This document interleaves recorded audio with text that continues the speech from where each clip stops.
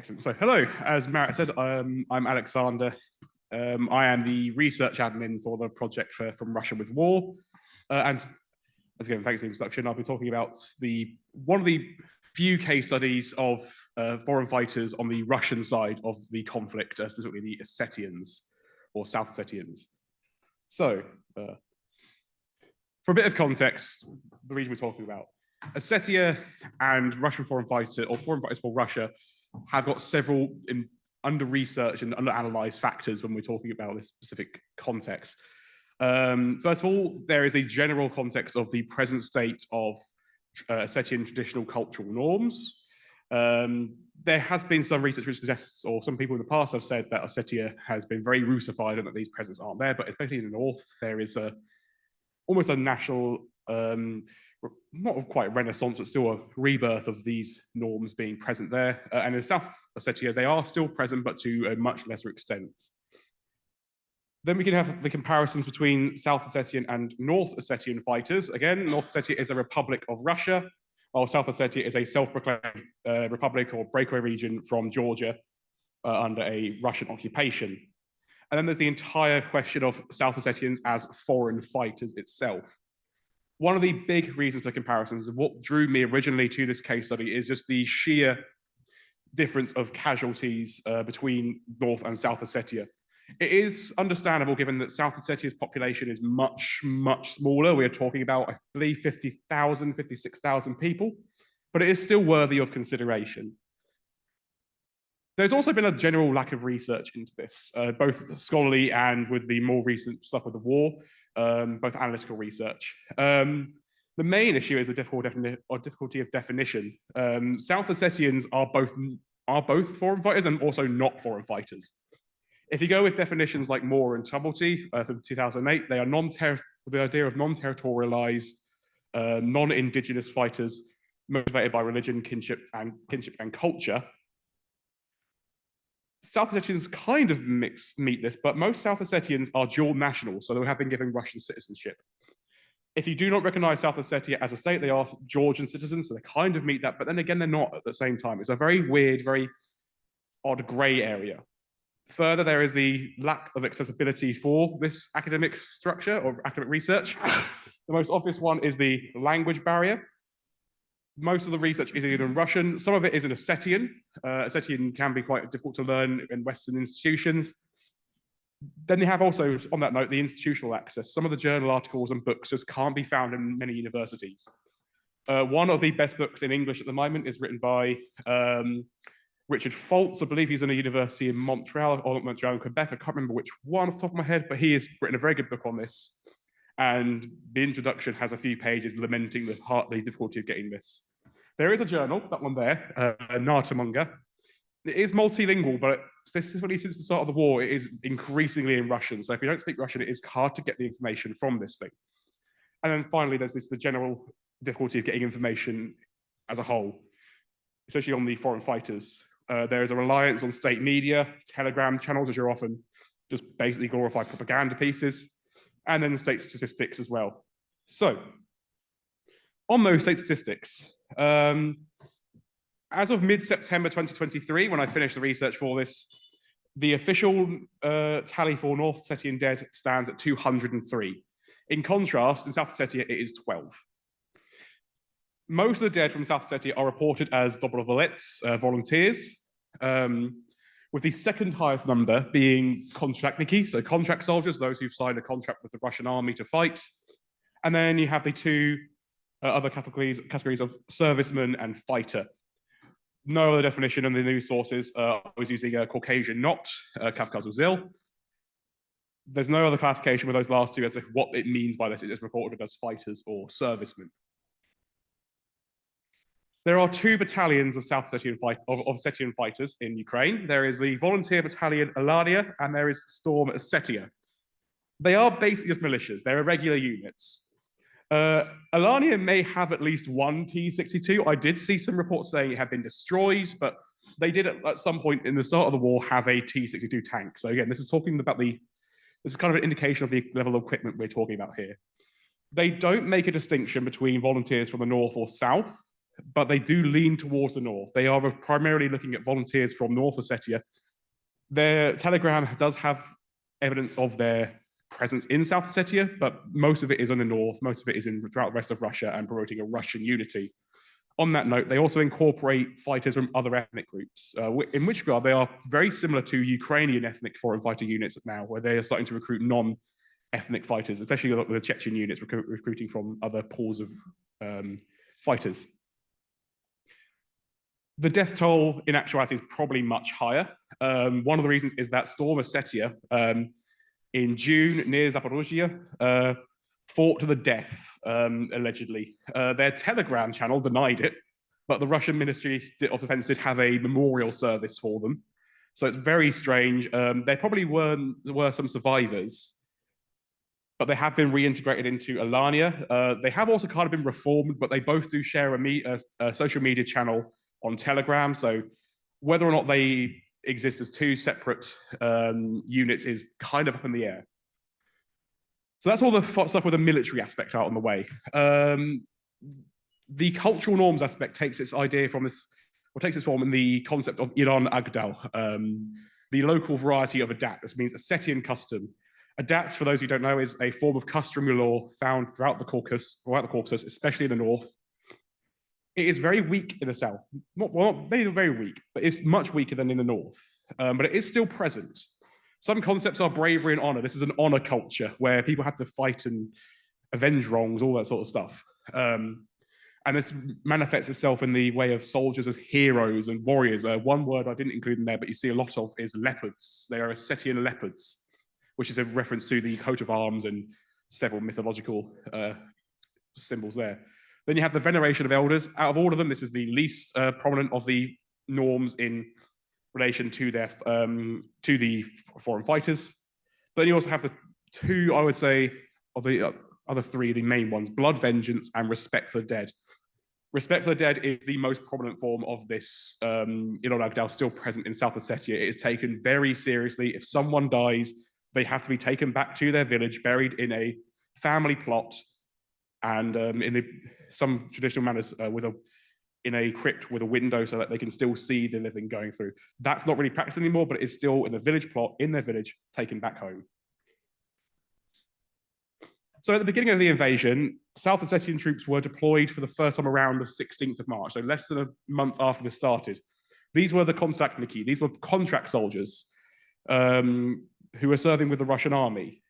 South Ossetia, the economy is very weak, and the army does provide a good way of getting income. It's easy income, and before the invasion, it was basically just staying in an army base and seeing what happened.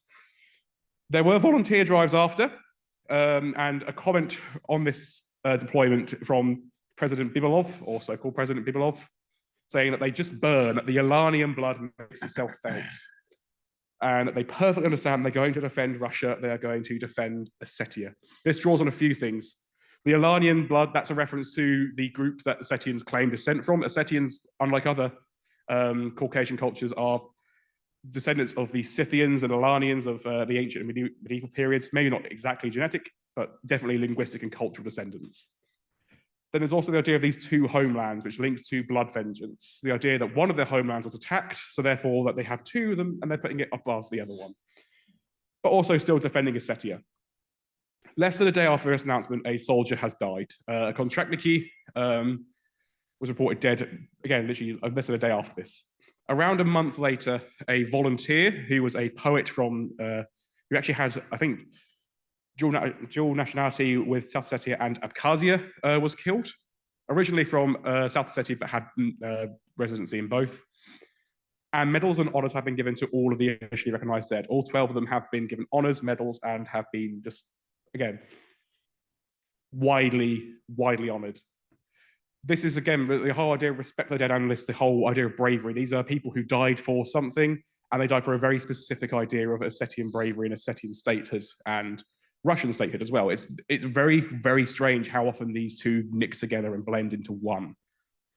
On that note, this leads us into the idea of the bravery, the warrior ethos, and blood vengeance. As I said there, every one of them is honored. It's a fixation on the honor culture and the warrior ethos of this. This is also linked to the idea of the big man, something that is seen throughout other Caucasian cultures, specifically Dagestan, where people are, in the modern time in Dagestan, it's more like sport figures. Other times it has been people like Imam Shamil or even Stalin in some cases. Ossetians do claim Stalin as one of them, and some people do claim that he's the greatest Ossetian who ever lived. Make of that what you will. He probably didn't speak Ossetian and almost certainly was not Ossetian, but still, they claim him as their own. This also manifests in the foreign fighters as through nationalist websites and nationalist and propagandist Telegram channels. One website called Iran Accent described a former defense minister and would-be presidential candidate as a hero. He is a true hero of Ossetia, while using the same time to deride the new president, who was the rival of this would-be candidate, as a time waster and a coward who would be consigned to memory and oblivion for not visiting the front, for not going to go see the fighters and our boys and our guys out there. And then you can also make the idea and the case for the heroism of the Storm Ossetia Battalion. The fact that they fought to the last is one of the big things that when they reference it, they talk about. The fact that they stood to the last man and died in the defense of a village in the Ukrainian counteroffensive in 2023. Again, as I mentioned earlier, blood vengeance is a big bit. They do see it as one of their homelands being attacked and needing vengeance taken out upon the attackers. Of course, they do not care that it was not Ukraine that attacked Russia, it was the other way around, but they are able to, in their minds, construe it around that Ukraine started this and that the Ukrainians are not only coming for Russia, but they are going to be coming for Ossetia. A big thing is that Ossetia is next, that all Ukrainians are Nazis and they'll be wiping Ossetia from the face of the earth. The language remains. The actual practice is very rare. In my entire time researching this, I've only found one incidence of a reporting of blood vengeance from North Ossetia, and it's from the North Ossetia, and it's about how it's been resolved. It's really, really on the decline in North Ossetia.